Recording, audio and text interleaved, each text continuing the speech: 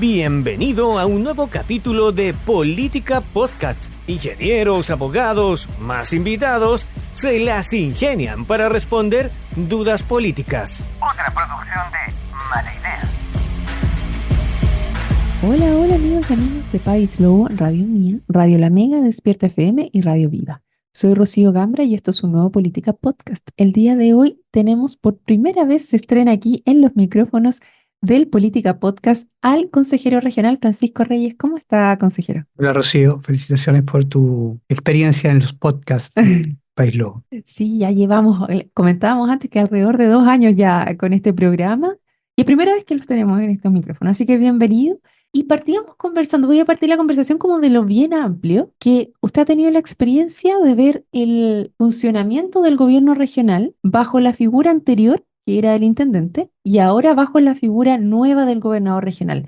¿Cómo lo ha percibido este cambio? ¿Estábamos preparados o no? Yo creo que siempre es necesaria una preparación mayor. Necesitábamos tener una comunidad política regional mucho más formada. Y eso significa no solamente tener profesionales al servicio del Estado, sino también dirigentas del nivel intermedio, del mundo social, sindical, gremial, también más exigentes bajo la lógica del control social, para que el Estado esté de alguna manera funcionando como tiene que funcionar. Hoy día organizar al Estado, coordinar al Estado, generar colaboración entre distintos servicios públicos es un desafío. Uh-huh. Cuando había un intendente, efectivamente había una lógica más vertical. Y la orden venía de Santiago y el intendente la aplicaba. Recuerdo pocos intendentes que hayan dicho, miren, esta orden no la cumplo y cumplo lo que creo yo es mejor para la región e instalo mi forma con los servicios públicos coayudándome en esa decisión que quizás puede ser distinta del nivel central. Yo creo que ese intendente lo más seguro que tomó una decisión así lo echaron. Lo sacaban a los 3 días, a los 4 días, a No los tenía 5 días. autonomía, sino porque una no era, jerarquía completa porque no era un representante de la gente, era un representante del gobierno gobierno central. Y hoy día claramente la representación de la comunidad, de las provincias o de la región, en el caso del gobierno regional, con un gobernador o gobernadora y con consejeros y consejeras con más atribuciones y facultades, pese a que todavía falta avanzar en descentralización y regionalización, es distinto. Por lo tanto, la coordinación con los servicios públicos también es un desafío. Hoy día tenemos un delegado o delegada presidencial regional y un gobernador. ¿Qué convoca a los CEREMI? Y eso era una pregunta que nos hacíamos en el 2018, cuando yo asumí de consejero regional. ¿Quién va a convocar a los CEREMI en el tiempo cuando existan 2 autoridades regionales? ¿El Correcto, gobernador? o sea, estaba la ley, pero la aplicabilidad de ella, cómo iba a funcionar, era la duda. Y ahora ya llevamos un tiempo viendo cómo se ha ido aplicando esto. Entonces, ¿cómo Sigue habiendo dudas, sigue en pero duda? existe una máxima de colaboración y de mucho trabajo de voluntad también política por el bien común por parte de los representantes de este gobierno en la región, en este caso los secretarios regionales ministeriales, las y los directores y directoras regionales ministeriales para, por ejemplo, con el Consejo Regional. Yo presido 3 comisiones en el Consejo Regional, en este segundo periodo, Medio Ambiente y Cambio Climático, la comisión que hace seguimiento a las obras que paralizan, que se llama una comisión de obras en conflicto, y al mismo tiempo presido la comisión Osorno del Cobre. Por lo tanto, me coordino con los servicios públicos en mi responsabilidad de ser presidente de la mejor manera posible y tengo permanente colaboración. Y debo decirlo que en el gobierno anterior de Sebastián Piñera también recibí colaboración de los secretarios regionales ministeriales. Tengo muy buenas experiencias con medio ambiente, con transporte y telecomunicaciones. Es decir, hemos ido logrando a partir de la gestión pública y gestión política, porque para eso está el diálogo también, una lógica de coordinación que cuando no lo dice un decreto o un papel, tú lo logras en el diálogo y obviamente mirando la perspectiva cuál es el fin último, la comunidad. Nos coordinamos, por ejemplo, en materia medioambiental con la CEREMI Medio Ambiente y logramos hoy día un estudio que está monitoreando los ríos Ragüe y Dama y que nosotros esperamos. Se logró. Pero por supuesto. Eso era algo que se venía pidiendo hace mucho tiempo aquí en la comunidad, dado los altos niveles de mal olor que existían en su minuto, que son cuenta de un problema de contaminación de los ríos. Y bueno, nosotros esperamos que se dé a conocer el primer avance, porque hoy no tenemos CEREMI de medio ambiente. De hecho, aprovecho de señalar, en una región con tanto conflicto socioambiental y en una provincia con tanto conflicto medioambiental, resulta incomprensible que todavía no tengamos el nombramiento de una titular o un titular de Medio Ambiente en reemplazo de quien, a mi juicio, lo hizo técnicamente muy bien, como Carola Iturriaga. Eso ahí hay una falencia, pero sí logramos esa colaboración. También tenemos una colaboración permanente con la Dirección de Arquitectura del MOP o con el Director Regional de Vialidad a propósito de los caminos. Es decir, hay un trabajo del gobierno regional con los servicios que pertenecen al nivel central en la región, que se basa también en la forma en cómo hacemos política pública.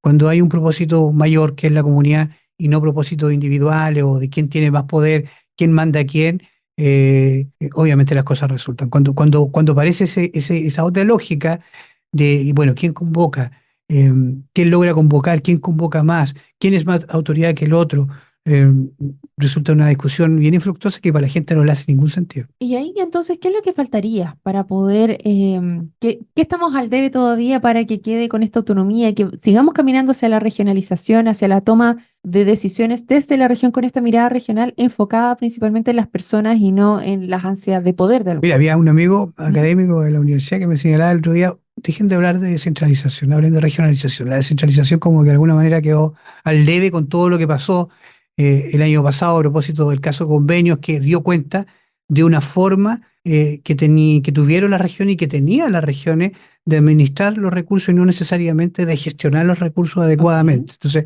la regionalización aparece como un concepto bien interesante desde el punto de vista en cómo las regiones se transforman en verdaderos polos de desarrollo a partir de tributos e impuestos locales, y no solamente de la distribución de cuánto recibes desde Santiago. Lo conversábamos hace un ratito. Ujú, No solamente debe estar en la agenda, y hoy día está en la agenda pública nacional, la distribución de los recursos en las regiones, es decir, ujú. cuánto recibe la región de los lagos, cuál es el presupuesto actual, 105.000 millones de pesos. Con eso tenemos que cubrir las necesidades complementarias o suplementarias de las 30 comunas de la región de los lagos, en conjunto con los ministerios que a veces tienen más presupuesto que el propio gobierno regional. Bueno, ¿y por qué no pensamos entonces en cuánto del IVA, por ejemplo, podemos dejar en la misma región? ¿Cómo podemos hacer más dinámicos los mercados del turismo o del agro o de la construcción o de la pesca artesanal a partir de tributos específicos que se generen precisamente en la región? Por lo tanto, hoy día no solamente es un tema de distribución,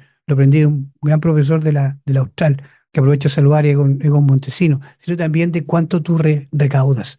Es un tema de recaudación. Gestión de los recursos tiene que ver con cómo también es trabajar en la mirada pública con la mirada privada de la mano de un propósito más grande. Y ahí yo creo que lo público, yendo a la pregunta inicial, Ujú. no estaba preparado todavía en estas discusiones, como que partimos, había que partir.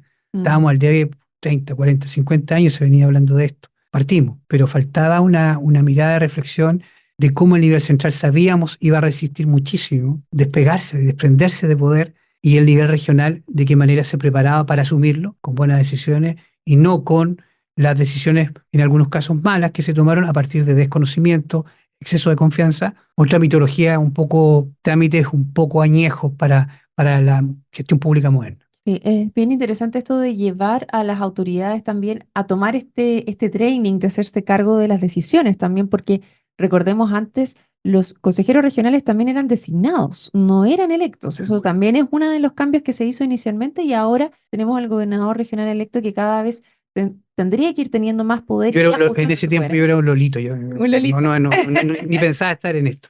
Yo llegué a ser consejero regional en la segunda oportunidad que se eligían. Ya. La primera me desempeñé en esa responsabilidad como seremi de gobierno del gobierno de la presidenta Bachelet en la región, y de hecho renuncié a mi cargo para ser candidato a A consejero consejero regional. regional. Ujú.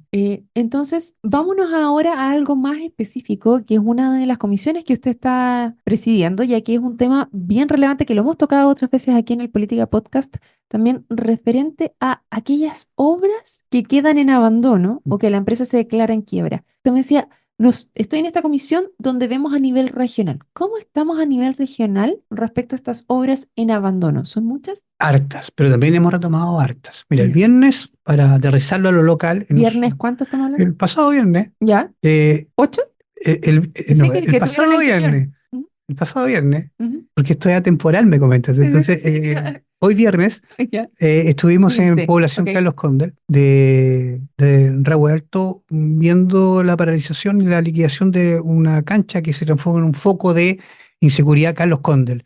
la comunidad deportiva, la comunidad... Tuvieron una reunión los distintos dirigentes de Rahue Alto el día viernes 8 con todas las Sí, autoridades, sí. donde les expusieron y dijeron efectivamente que esta cancha la iban a mejorar, ¿entiendes? Nosotros tuvimos terreno hoy día. ¿Ya? Lo que pasa es que el rol del core no es mejorar la cancha, el rol es Asignar los fondos. disponer los recursos, Ujú, pero también hacer exigible a que los municipios resguarden los recursos públicos. Si los recursos públicos son infinitos, no son infinitos, ujú, y hay muchas necesidades. Entonces, bueno, esa cancha fue abandonada por una empresa, y lo digo aquí, ujú. que abandonó 11 obras más en Ok. 6 comunas distintas, la empresa KIT. Y Ya. le hemos pedido este viernes Ujú. al alcalde Emeterio Carrillo que inicie acciones judiciales contra esa empresa. Esa obra costó 600 millones de pesos y está tirada. Se alcanzaban a gastar 200 o 300, casi 300, en un avance físico y financiero de casi el 40%. Pero hoy día, ¿qué hay ahí? No hay nada. De hecho, el mismo alcalde Carrillo me decía, tenemos miedo hasta que se lleven el ripio, el material petrio que está para el mejoramiento de la carpeta de ripio, para que jueguen los clubes deportivos del barrio. Pero además el camarín se lo Está han tomado. tomado. También incendiaron otra caseta. Los dirigentes nos pidieron que nos constituyamos allá. Bueno, Ujú. estuvimos allá, pero no para señalar lo mal que quizás se resguardó una obra pública, sino para dar cuenta de algunas salidas. Primero, hay que liquidar rápido. Segundo, hay que sacar una reevaluación. Eso es lo nuestro. Es decir, ver cuánto vale ahora la obra. Una pregunta, ¿desde cuánto tiempo que esa obra está abandonada? Esa obra está abandonada del año pasado. Del 2022, 23. 2023, mediados del 2023, cuando advertimos. Ya. Ese es el rol de mi comisión. De que, Advertimos de que venía una empresa ya. que tenía 12 horas en total a cargo, 11 FRIL, que son obras Ujú. pequeñas, y esta obra grande, y que venía abandonando y teniendo problemas en cada una de las obras. Entonces nos reunimos con el municipio y le dijimos, esta obra va a ser abandonada. Tome los recuerdos. ¿Y se tomaron los recuerdos? No necesariamente como hubiéramos querido, pero hoy día por lo menos ¿Qué podría haber hecho? podría haber habido un cierre perimetral, Ya. podría haberse resguardado precisamente los materiales y la construcción ya hecha, podríamos haber tenido un estado de avance real y no en el papel más allá del 40%, podríamos haber avanzado Haber con seguido. la obra y haberle dicho a la empresa que el primer estado de pago se paga con un avance físico mayor. ¿No se retuvo ese estado de pago? No necesariamente ocurre. Hay Ya. empresas que parten con una buena espalda financiera, y no necesariamente continúan. Hay buenas empresas, pero también otras malas como Claro, esta. en Y, privados hay también buenas y malas pero por gestiones. supuesto, y tenemos hoy día 40 obras con problemas En en la toda la región de región. Lorca. Y hemos, Y y hemos solo de esta retomado, empresa son 11. no, una grande de esta empresa Ok, y 11 pequeñas. ok. Tenemos 40 trabajos grandes más 40 trabajos chicos. Ah, Es decir, estamos ya. hablando de que no puede ser de que el presupuesto regional, es decir, la plata que nos llega de Santiago, Ujú. ojalá decidiéramos nosotros el presupuesto en la propia región, pero en este sistema terminemos ocupando solamente en aumentar presupuestos de obras antiguas. Ujú. Necesitamos obras nuevas, necesitamos una mirada distinta de la región y, por ejemplo, de nuestra provincia en obras estratégicas, mayor conectividad entre San Juan de la Costa y Puyehue, una nueva doble vía, la ruta internacional, pensar en el sistema de concesiones, generar mejores caminos y obviamente condiciones básicas, por ejemplo, en agua potable para el mundo rural, las condiciones habitacionales en el mismo casco urbano de Osorno. Es decir, tenemos mucho que hacer, tenemos pocos recursos y no tenemos espacio para desperdiciarlo. Claro, y vemos que constantemente las obras van requiriendo aumento de capitales para poder seguir avanzando o aquellas que quedan abandonadas. Por ejemplo, estoy pensando en el hospital de Puerto Octay o el puente también, Cancura, que ahí se pidió inicialmente un aumento, no se logró y ahora es como 10 veces más el aumento para poder retomar la obra, ¿no? Todo después de pandemia cuesta el doble. Lo de Cancura el puente es una licitación pública a cargo del Ministerio de Obras Públicas y no hay platas regionales. En el caso del Hospital de Puerto Ok, Octay son platas del Ministerio de Salud, ahí no hay platas regionales. Pero sí nosotros tenemos platas regionales, por ejemplo, en las postas. ok. El viernes 15 aprobamos un aumento de presupuesto muy menor, pero que va a permitir construir la posta rural de Chifina, a propósito que nos escuchan a través de Radio Mía, en el sector urbano de Río Negro. Hemos generado un trabajo distinto también con la Dirección de Obras Hidráulicas para avanzar en materia de agua potable rural con otras soluciones que no sea solamente los grandes proyectos, sino que ampliar proyectos o ir generando otro tipo de soluciones desde el FNDR. Es decir, no es un problema de platas, es un Es un problema problema de de gestión. gestión. y necesitamos mayor ejecución presupuestaria. No podemos pedir más plata si no estamos gastando lo que tenemos que gastar y bien gastado. Y en ese sentido, ¿qué pasa con estas obras que quedan abandonadas, como en el caso de la cancha? ¿Ahí se pide boleta garantía?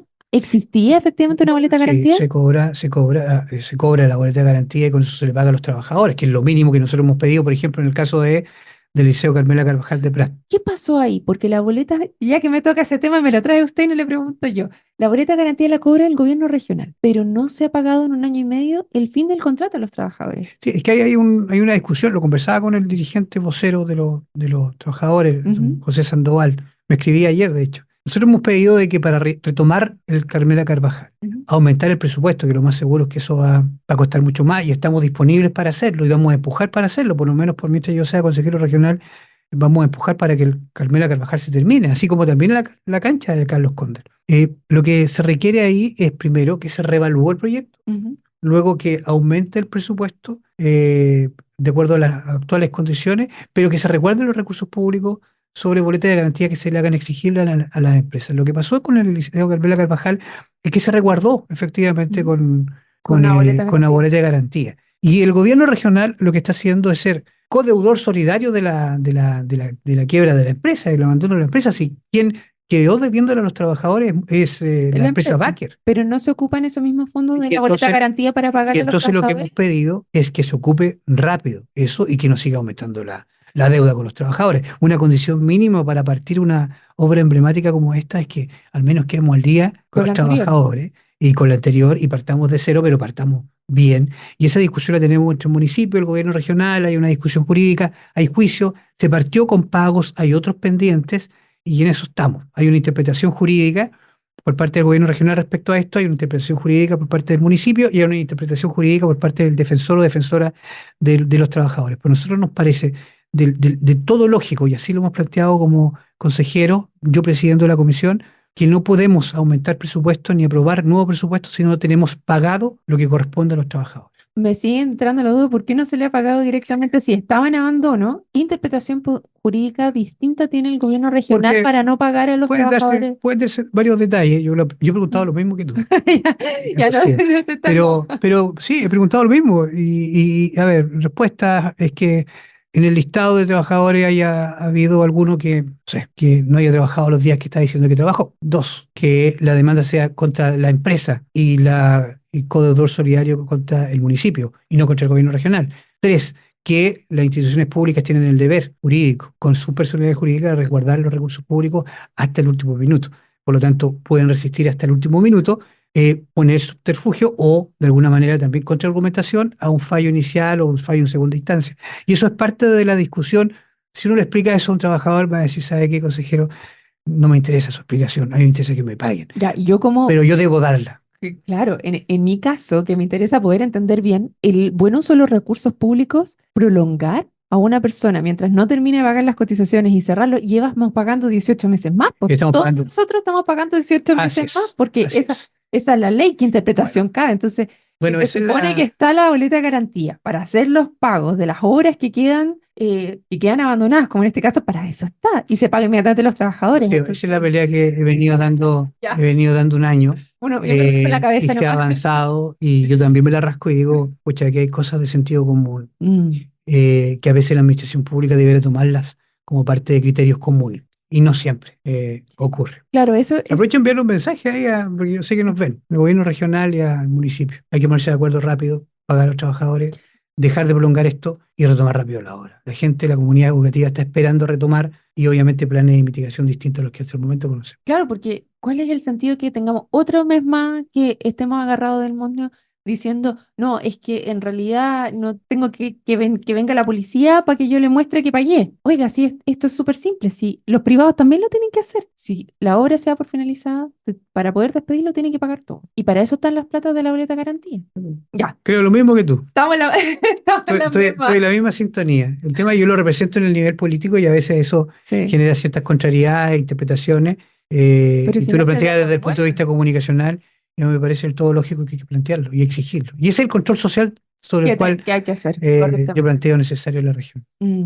Vámonos al otro tema que usted también preside, que también es muy relevante, es el tema medioambiental. Ya nos había comentado que están con la sorpresa de que no esté todavía el Ceremi de Medio Ambiente en una región como la nuestra. Pero ¿cómo van avanzando esos proyectos? Sabemos que por temas medioambientales, por ejemplo, acá se paralizaron obras que en su minuto iban hacia viviendas sociales, por ejemplo, como fue en el predio Baquedano. Y así me imagino que deben haber bastantes cosas más. ¿Qué me puede contar qué está Era pasando? perfectamente factible con la convivencia entre un humedal y viviendas. Ujú, Lo que pasa es que se hizo indialogable la existencia de humedales con vivienda porque se dio mal una discusión, como quizás con intereses de algún privado de que no quería que se instalaran viviendas sociales en el sector. Y lo planteo con ujú, con toda la responsabilidad que ello ocurre. Si los humedales urbanos son parte ujú. de la vida misma de una ciudad y podrían estar perfectamente al lado de una vivienda social, con un tratamiento debido, no cubriéndolo,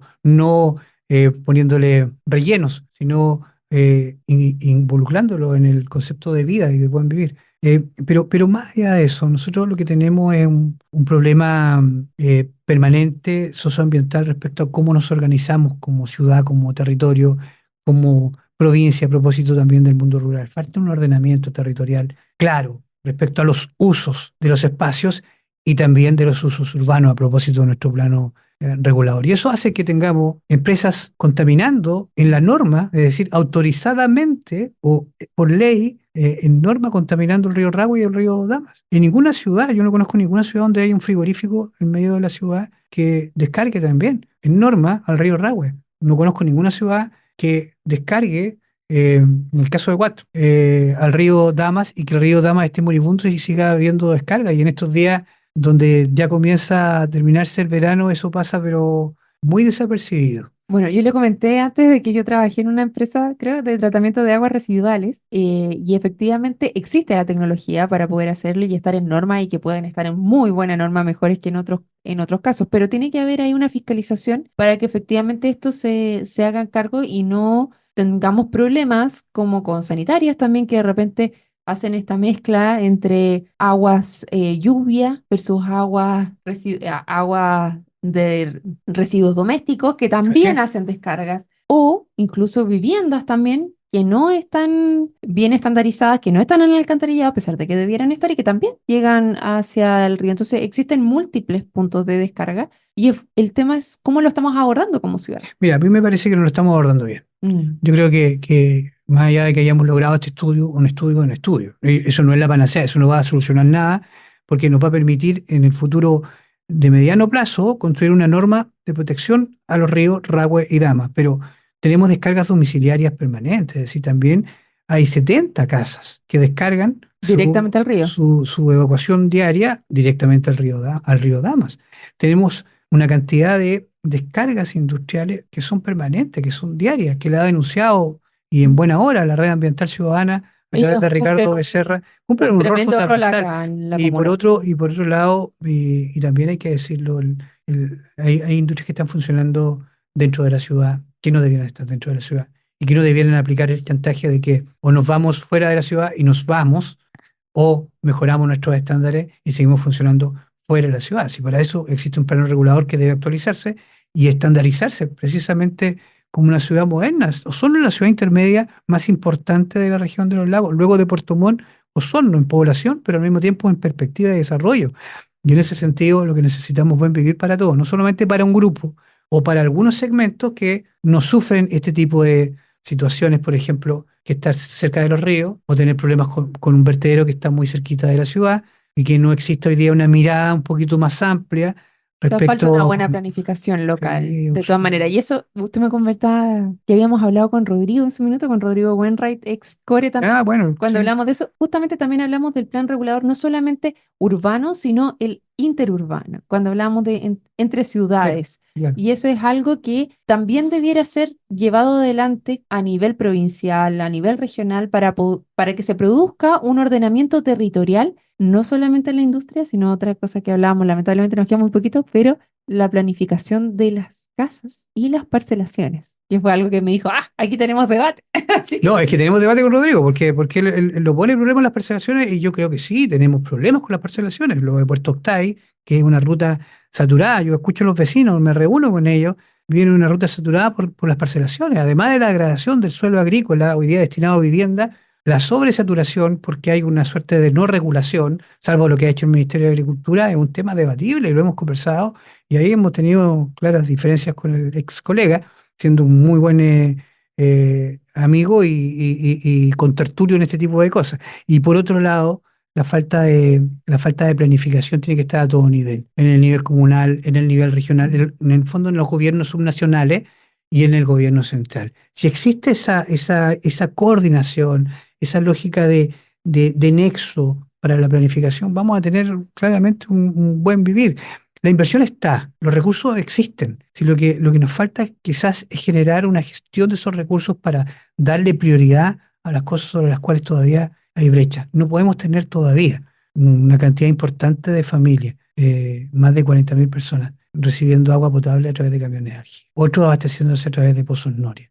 Otros esperando precisamente una solución a través de un servicio sanitario rural o una PR que ya no funciona. En la región de los lagos vamos a lanzar una política regional del agua, donde estamos planteando todos estos temas. El próximo viernes hemos planteado una política regional para el adulto mayor y para los cuidados del adulto mayor, porque nos parece que ese tipo de políticas van ordenando de alguna manera las acciones públicas. Creo que en eso podemos contribuir desde el Consejo Regional, en esta mirada regional y territorial, técnica y política para abordar de mejor manera las cosas que no pueden seguir haciéndose de la misma manera pensando que vamos a tener resultados distintos. De todas maneras, hay que cambiar, como decía usted inicialmente, el paradigma. Hay que cambiar el paradigma. Hay que cambiar el paradigma de cómo vemos no solamente los recursos que recibimos, cómo los gastamos, sino cómo gestionamos correctamente estos recursos y nos vamos empoderando también de la toma de decisiones a nivel regional. Yo creo que la toma de decisiones a nivel regional tiene que hacerse con responsabilidad. Y esa responsabilidad exige técnica, exige diálogo permanente, exige inclusión permanente y exige sacarnos a veces nuestros propios prejuicios respecto a lo público, lo privado, de cómo lo hacemos en conjunto y cómo lo hacemos con la comunidad, preguntando, generando participación. Desde el proyecto más pequeñito que nosotros aprobamos de 3 millones de pesos, un fondo comunidad que permite hacer una escuela de fútbol en un lugar donde no había nada, hasta un proyecto gigante que va a costar 15.000 millones de pesos, el Liceo Carmela Carvajal, que va a ser, y así lo espero, el liceo más importante de la región, emblemático, bicentenario, con modernas instalaciones, pero para eso hay que trabajar en conjunto. Así es, y hacer que las cosas pasen. Bueno, consejero regional, muchas gracias por estar por primera vez en los micrófonos de este Política Podcast. Francisco Reyes, para todos los que nos están escuchando, lo dejamos invitadísimo en otra opción, y a todos ustedes que se sumaron a esta conversación, por supuesto, los invitamos también a otro episodio del Política Podcast. Nos vemos. Llegamos al final de un nuevo capítulo de Política Podcast, donde ingenieros y abogados, más invitados, se las ingenian para responder dudas políticas. Nos puedes encontrar en Spotify, Google Podcast, iTunes o donde escuches podcast. Por supuesto también en nuestro sitio web, sección podcast. Feliz si compartes nuestro contenido y nos recomiendas. De antemano, muchas gracias y nos reencontramos en un nuevo capítulo de Política Podcast. Otra producción de Mala Idea.